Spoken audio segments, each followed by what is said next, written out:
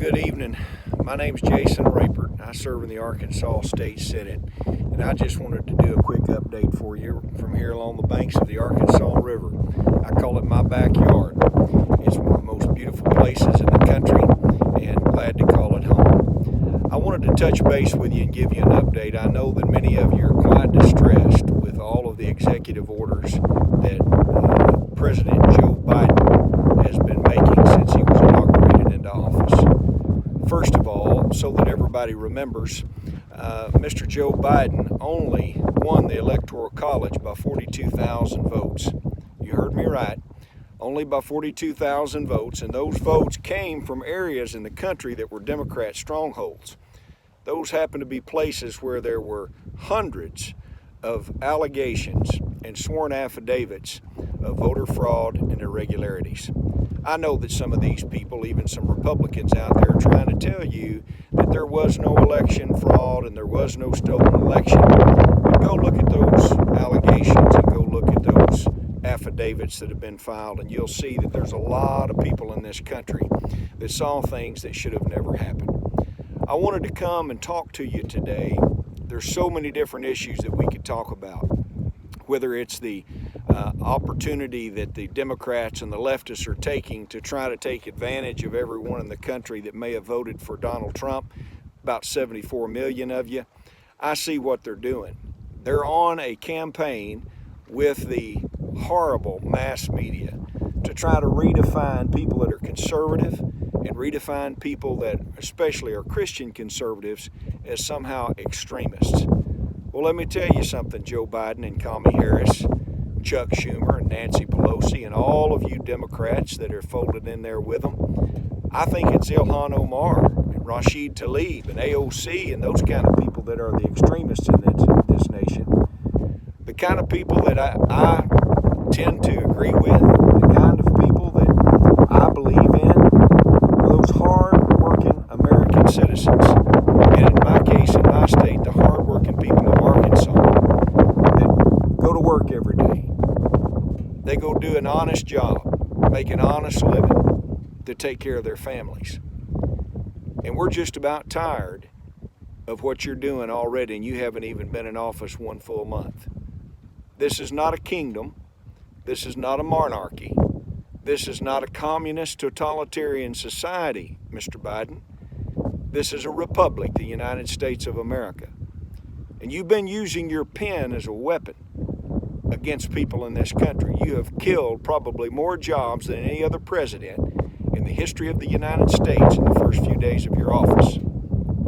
You've also used that pen to unleash taxpayer funding to kill unborn, innocent little babies in our country, and you ought to be ashamed. It's a stain upon the entire history of this country that since 1973, a bunch of leftists on the Supreme Court decided that a baby was not a person. And they have unleashed horrible murder that's continued in our country unabated now for many, many years, 48 years to be exact. Well, let me tell you something, Joe Biden. It's less than 2 years until the elections. Unless you forget, sir, there was a lot of Republicans elected to the United States House of Representatives. And there's a lot of U.S. senators that are going to be up for election in 2 years as well. You've only got a 50-50 split. So here's what I'm asking of everybody that's watching this today. I want you first of all to share this with your friends, because this is my plea and my challenge to you. I want you to come together and stand together for the original American principles that we were founded upon. I want you to stand up for the United States Constitution and the Bill of Rights. I want you to stand up for freedom of speech, for freedom of religion, and for the Second Amendment. And I'm calling on all 74 million American citizens to read the 10th Amendment to the United States Constitution. That 10th Amendment says that all powers that were not specifically given to the federal government are reserved to the states and to the people of this nation. And for far too long, we have let ignorant individuals hold office in this country that have ignored the 10th Amendment. They've ignored that amendment to the United States Constitution. Anybody says that they love the Bill of Rights, that includes the 10th Amendment.